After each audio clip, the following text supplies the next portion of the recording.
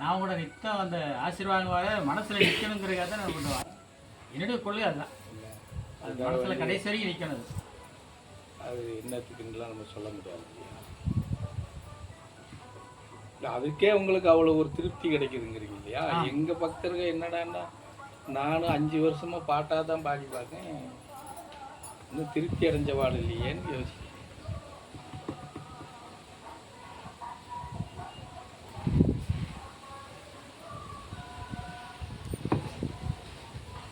அவர் ஒரே வார்த்தையில் சொல்லி முடிச்சுட்டாரு,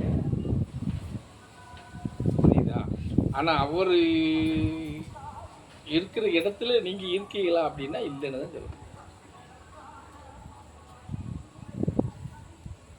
எப்படி உடம்பு வலுவாக இருக்குது, இருக்கிறது வரைக்கும் உழைக்கிறோம், உழைக்கிறதுக்கு தகுந்த மாதிரி சாப்பிட்றோம், கிடைச்ச வருமானத்தை வச்சு குடும்பம் நடத்தணும் அப்படிங்கிற அந்த எய்முக்குள்ளே அவர் இருக்காரு. அதனால தான் அவருக்கு அந்த திருப்தி இருக்கு. புரியுதா? இருந்தது போதும், அந்த இடத்துல அவர் இருக்கிறதுனால தான் அதுலேயே அவருக்கு திருப்தி இருக்கு. ஆனால் உங்களுக்கு சொல்லுங்க, வாய் திறந்து பேசணும். பிச்சு பிச்சு ஒன்றும் இல்லையா? வாய் திறந்து பேசணுமா? அது ரொம்ப பெருசாக இருக்கும்.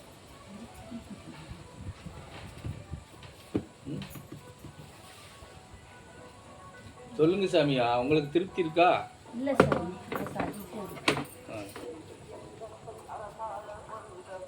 என்ன கேட்டால் அவர் வாழ்கிற வாழ்க்கை தான் நான் புனிதமானதுன்னு சொல்லுவேன். இல்லை இல்லை, அதுதான் உண்மைன்னு சொல்லுவேன். புனிதமாக இல்லைன்னா கூட மனித வாழ்க்கையில் அது உண்மைன்னு சொல்லுவேன். இல்லாத நினச்சி வருத்தப்படுங்கிற அவசியம் இல்லைல்ல. அதானே சாமி? இருக்கிறது என்னவோ அதை வச்சு நம்ம மகிழ்ச்சியாக வாழ்ந்துட்டு போகலாம் அப்படிங்கிற எண்ணம் வந்துட்டாலே மேக்ஸிமம் நமக்கு எந்த கஷ்டமும் சங்கடமும் வராது. நம்ம அப்படி இல்லைல்ல.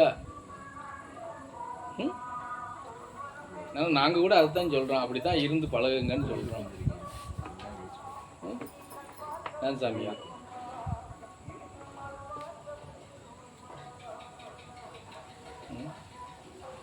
அது கூட ஒரு வேவுல கூட அப்படி இல்லை, நீ ஏன் போட்டு கேட்டு கிடக்குங்க.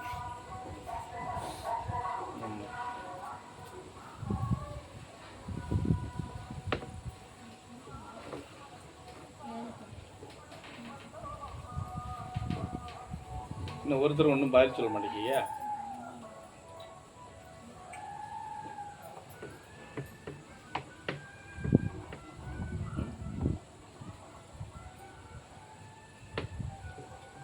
எனக்கு தெரிஞ்ச வரைக்கும் இப்போ இங்கே உட்காந்துருக்கிறவங்களுக்கு யாருக்கும் அப்படி ஒன்றும், அதாவது எப்படி சொன்னால் உங்களுக்கு தேவையான வருமானம் எல்லாத்துக்கும் இருந்துக்கிட்டு தான் இருக்குது. யாருக்கும் இல்லைன்னுலாம் சொல்ல முடியாது. அப்படி இல்லைன்னு யாராவது ஒருத்தர் சொல்லுங்க பார்ப்போம். உங்களுக்கு என்ன தேவையோ அதுக்கு உண்டான வருமானம் இருந்துக்கிட்டு தான் இருக்குது. அது இல்லைன்னா தான் நம்ம வருத்தப்படணும். அது இருக்குல்ல, அப்புறம் எதுக்கு வருத்தத்துக்கு ஆளாகிறீங்க, சங்கடத்துக்கு ஆளாகிறீங்க? அப்பா என்ன எப்படி மௌனம் ஜாதிக்கிறிய?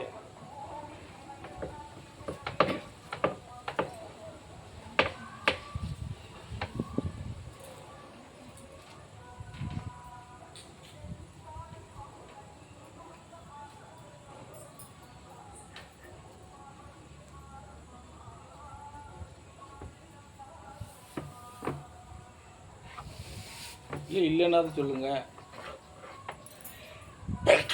ஈஸ்வரா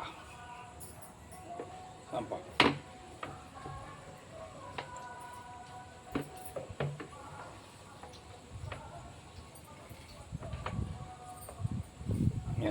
இல்லாத காலத்தில் தான் மனிதர்கள் 3000 வருஷம் 2000 வருஷம் 200 வருஷம் சொல்லி வாழ்ந்துருக்காங்க. வருமானமே இல்லாத காலத்தில், பணம் காசு எதுவுமே இல்லாத காலத்தில் வாழ்ந்தவங்க தான் ஆயிரக்கணக்கான ஆண்டுகள். ஆமாம், இப்போ எல்லாம் வருது, நீங்கள் அப்படி வாழ மாட்டேங்கிங்க. அது அதுக்கு சம்மந்தம் இல்லைன்னு சொல்கிறேன். வாழ்க்கைக்கும் வருமானத்துக்கும் சம்மந்தம் கிடையாது. இப்போ இருக்கிற வருமானத்தை நோக்கி தானே இருக்கிறீங்க. இன்னைக்கு இருக்கிறவங்க எல்லாரும் வருமானத்தை நோக்கி தானே இருக்குது.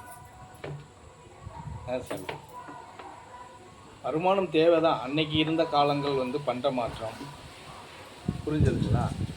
பண்ட மாற்றம்ங்கிறதுனால இந்த ஆசைகள் எல்லாம் பெருசாக இருக்காது. இன்னைக்கு பண்ட மாற்றம் இல்லை, எல்லாமே வந்து கரன்சி வந்ததுனால ஆசைகள் நமக்கு பெருகுது. இவ்வளோதான் வித்தியாசம் அதுக்கு இருக்கும். அன்னைக்கு சில எப்படின்னா அதில் அன்னைக்கு வந்து எல்லாருமே வந்து பெரியவங்கலேருந்து சின்னவங்க வரைக்கும் ஓரளவுக்கு தன்னடக்கமும் தனி மனித ஒழுக்கமுத்தோட வாழ்ந்து இருந்தாங்க. இன்னைக்கு அது இல்லை. அது இல்லைங்கிறதுனால நமக்கு எல்லா சங்கடங்களும் வந்து சேருது. அதுதான் காரணம். அதில் இப்போ இருக்கிறவங்கள்ட்ட தன்னடக்கமும் தனி மனித ஒழுக்கம்னா அது எந்த கடையில் விற்கிதுன்னு கேட்குறாங்க.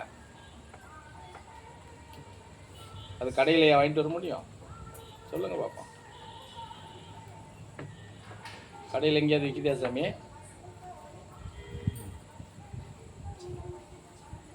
ஏதாவது பேசுங்க சாமியா, இப்படி உட்காந்துருக்கீங்க.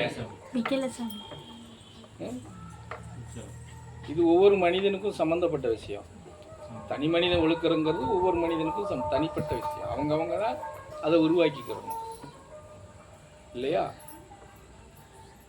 அப்போ அதை நம்ம உருவாக்கலைன்னா தன்னடக்கம்ங்கிறதும் வந்து ஒரு மனிதன், அது பெண்ணாக இருந்தாலும் ஆணாக இருந்தாலும் அவங்களுக்கு தனிப்பட்ட விஷயந்தான். இது யாரும் தனியாக வந்தெல்லாம் இன்னொருத்தர் கொண்டு வந்து கொடுப்பாங்க, நம்ம வாங்கி வச்சுக்கிடுவோம்